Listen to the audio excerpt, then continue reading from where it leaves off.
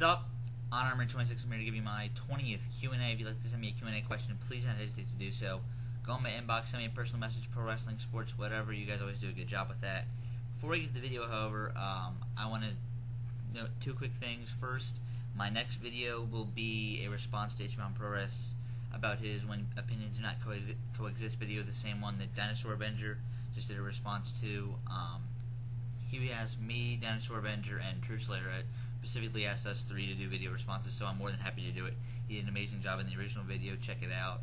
He has a great channel anyway. The link to the video is right down here. Alright, and the second thing is I want to show you the DVDs I got at the CHIKARA show I went to on Saturday. First two are from recommendations from Indie Addict 93. They are PWG All-Star Weekend 4 Night 1. Glare out so you guys can see that. That's night 2 actually, and night 1 right here. So, all right, and I've been delaying getting this DVD for 3 years now, and I finally picked it up. This was at the 3 for $10 table. Is ROH All-Star Weekend All-Star Extravaganza 2, home of Joe Punk 3, which I've already seen 10 or 15 times, but nice to get the overall show. Then I got these next two DVDs from the, I don't even know where these guys were from, but I got these 3 DVDs for 10. I got this next one, I got this for 10. I don't even know what is it? I think this might be IVP Videos or some other wrestling DVD site or something. Is the 94 Super J Cup DVD form. You know, I never had the complete show on DVD before, so it's nice to have a case with it as well. 5-star match between Chris Benoit and Great Sasuke, and overall tournament is also great as well. This is an indie show from the Capitol Center. Ricky Steamboat versus Ric Flair is the main event. This took place in Landover, Maryland, where the this was 15. This was 10. That took place where the Capitals and Wizards used to play before they built the Verizon Center in downtown DC. And actually, Dave Meltzer gave the Ricky Steamboat Ric Flair match on here 4 3/4, I believe. So I really want to check it out. And then probably the best DVD I got this for 20, but it is the Claudio Castagnoli DVD, International Encounters Japan Edition, and I got it signed by Claudio. As you can tell, it just says Claudio, but he signed it. So definitely a great thing to add to the collection there. As you can tell, you know, there's a match with Daisuke Sakamoto on there, which I've always wanted to see those two go at it. So, alright, hopefully you guys like the DVDs. If you want me to do a video reviewing all of them, I will. But the next video after this will be the response to HonorHammer Pro Wrestling. So, alright, let's get to the Q&A. Finally, 3 minutes in. Sorry, I'll leave that in the leave that down there. Alright, first question from NuttyRockChick. Do you think Christopher Daniels will get the ROH World Title, or do you think he will go back to TNA? Right now, I don't think either. But among the two, I think it's going to be he's going to stay in Ring of Honor definitely and be a top contender for the belt. But I don't know if he's going to win it. I think that Davey Richards kind of is going to be the guy to beat Roderick Strong. And I think they want to give Davey a long title reign. So maybe Daniels can be the guy to beat him. But you know, as of right now, it's going to be you know, the two guys that have pretty much the best chance are going to be Roderick and Davey. And Homicide, I think, would be better to hold that belt coming back to Ring of Honor than Daniels would be. Basically, because the next show where the next big title change could happen is going to be Final Battle, and that is in NYC, and it is Homicide's hometown. He did set that up, kind of, even though Davey was announced he's already getting the title shot. So I don't know how that's going to work. Maybe the show after Final Battle in New York, maybe that 9th anniversary show is going to be Davey and Homicide, so maybe that's that. Again from NuttyRockChick, do you think Bryan Danielson will get a world title in WWE? I'm going to say yes, actually, here. I think that they've done a lot of stuff with him that we have not seen the WWE do ever. And he's getting kind of a special treatment because of that, and it's really, really cool to see. So I do think Bryan Danielson will get a world title in WWE. This might be a couple years away, but I think eventually, around possibly a year or two from now, or if not a little further, but he will get a world title in WWE, I'm pretty sure. I think once he gets the world title, he'll do some great things with it. Like, I would like to see a long match between him and a lot of guys on the roster, not just like the TV matches. Like, give him an edge time. I'm sure like they did. They got like 5 minutes on Raw. If they give them time, I'm sure it'd be a great match, and that goes for a lot of other guys on the roster as well. First question from Quote Nevermore 432. What are your thoughts on Jun Akiyama? It seems like he's the least talked about wrestler in the famous All Japan 5. I actually think that's Akira Taue, but I would consider Jun Akiyama fourth on that list, behind Kawada and Kobashi and Misawa in that order.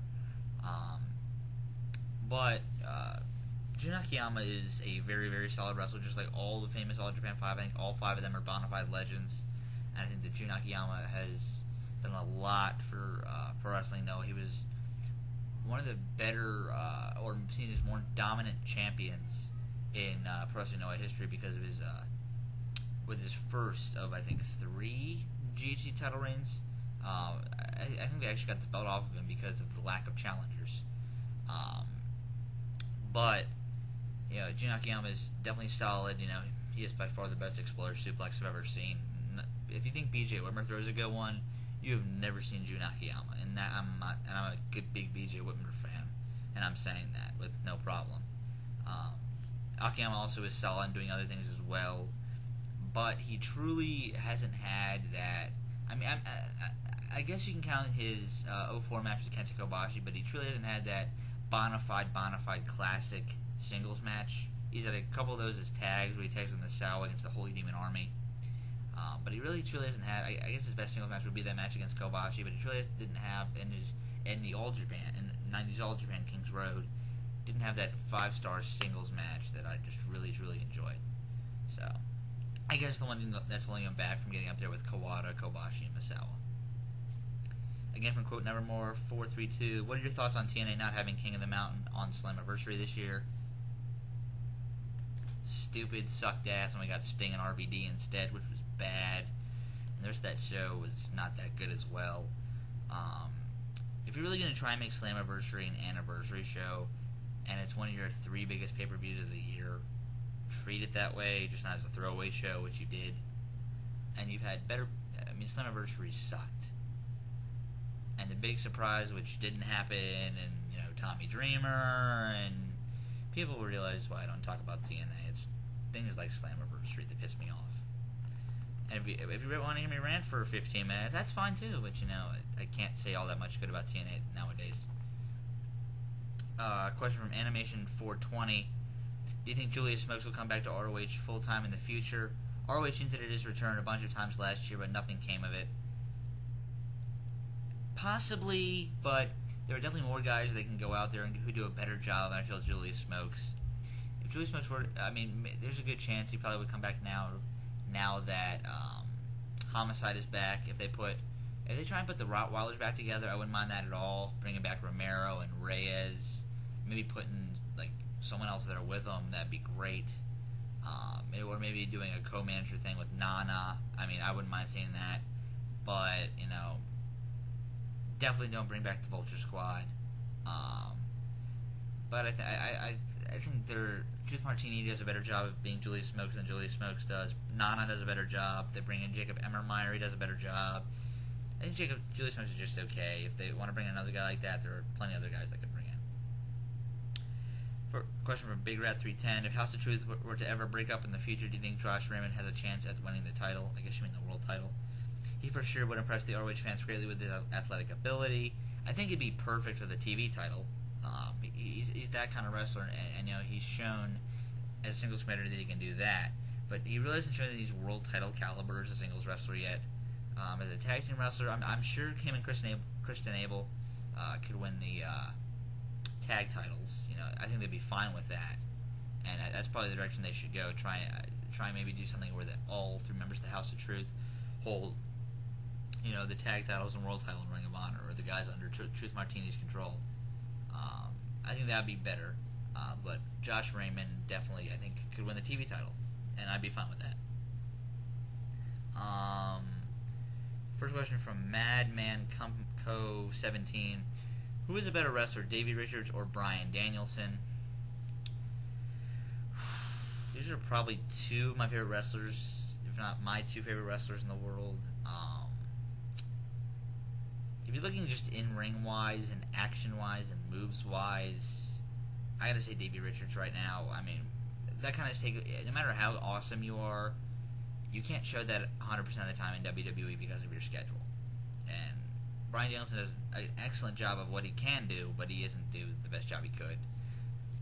But as an overall package, I do think Bryan Danielson still is better. He has more experience, and just I think in better situations.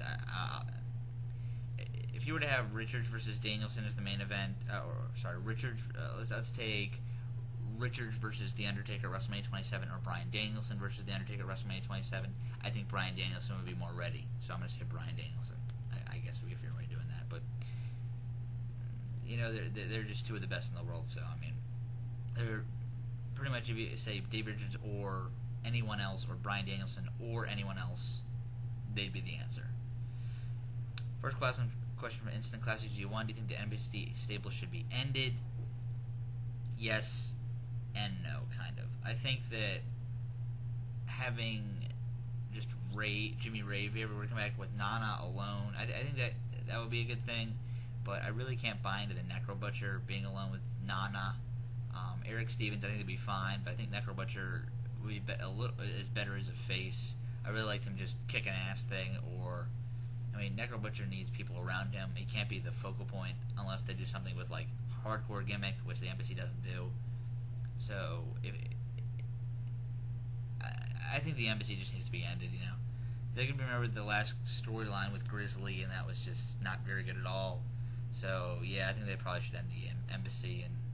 But I'll really, really want to keep Nana because I really like what he does.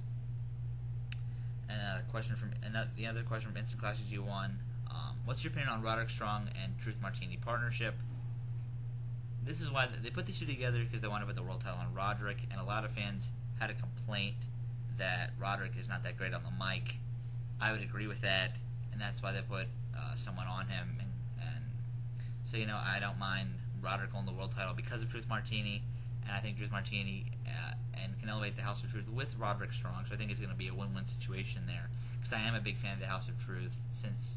I've been a big fan of them since I brought them into Ring of Honor, and even more so since I saw their match in AAW against the Phoenix Twins, No Rope Barbed Wire, which I can't recommend enough. That match was absolutely awesome. But I do like it, and I think if they keep it and are consistent with how good it is, it should be fine. Question from IndyMark27: do you think Richard versus Black can beat Taker versus Michaels for best match of the year?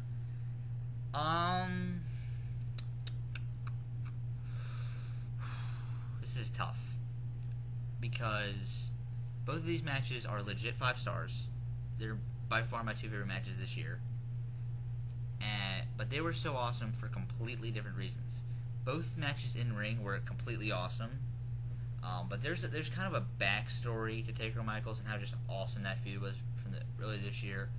But Richards and Black, proved a lot for Tyler Black.